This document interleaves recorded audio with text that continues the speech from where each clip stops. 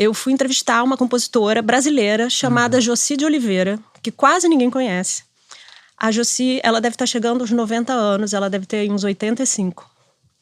Ela foi pianista, concertista, famosa, daquelas que tocavam em Nova York, Paris, sabe? E depois ela começou uma carreira como compositora na música contemporânea, faz óperas, que são uma mistura assim, de ópera com instalação, sabe? Ela tem um trabalho incrível. E ela tem um discurso feminista muito forte. E eu lembro de eu entrevistá-la, era uma entrevista que ia durar assim, 20 minutos, rápida, para uma nota, e virou mais de 1 hora, e eu fiquei fascinada. Sim, imagino. E quando eu acabei aquela entrevista com aquele mulherão, eu falei, nossa, eu quero entrevistá-la todo dia.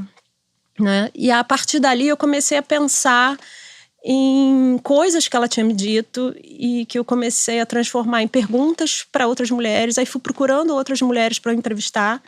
E ali eu entendi que eu queria escrever sobre a nossa experiência. Sim. Graças a Jocy de Oliveira. Um beijo. Que lindo. Maravilhosa. E ainda hoje se fala pouco sobre o trabalho dela, né? Mas enfim. Depois disso, eu continuei trabalhando na Viva Música ainda mais um tempo, até que eu me vi, e agora?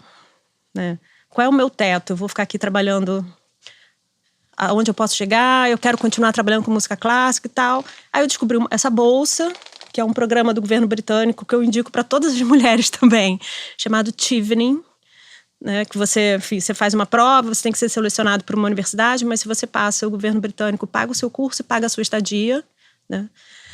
E eu digo que eu indico para as mulheres, porque eu acho que a gente tem que mais aqui, nosso olhar tem que viajar, a gente tem que ir para outros lugares, a gente tem que ocupar esses espaços, a gente tem que ter grau de mestre, de doutor, né? Tudo isso.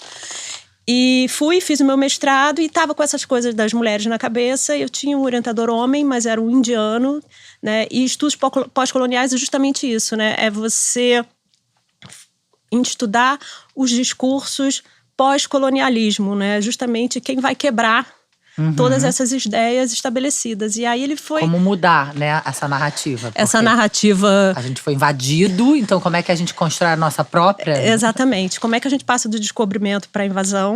Como é que a gente passa desse discurso que é uma narrativa histórica absolutamente masculina para olhar e falar assim, mas peraí, onde estavam as mulheres nessa história?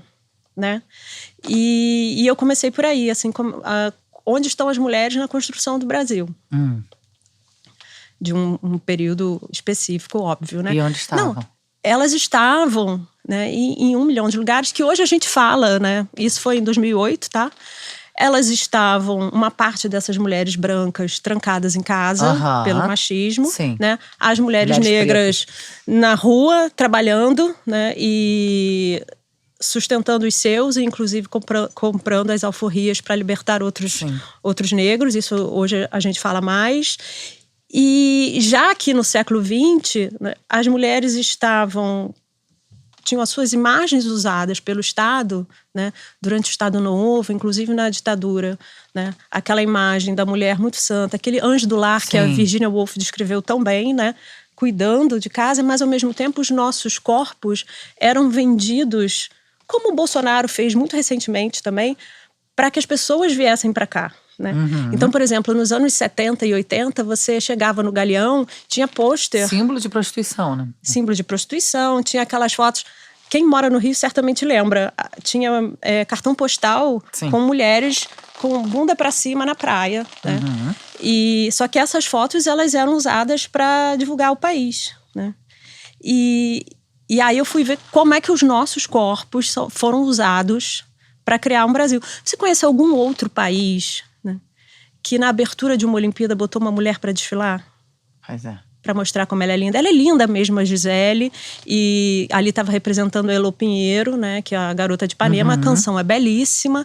Mas algum outro país usa o corpo da mulher como a sua imagem? Como se a beleza de uma mulher fosse o objeto, né?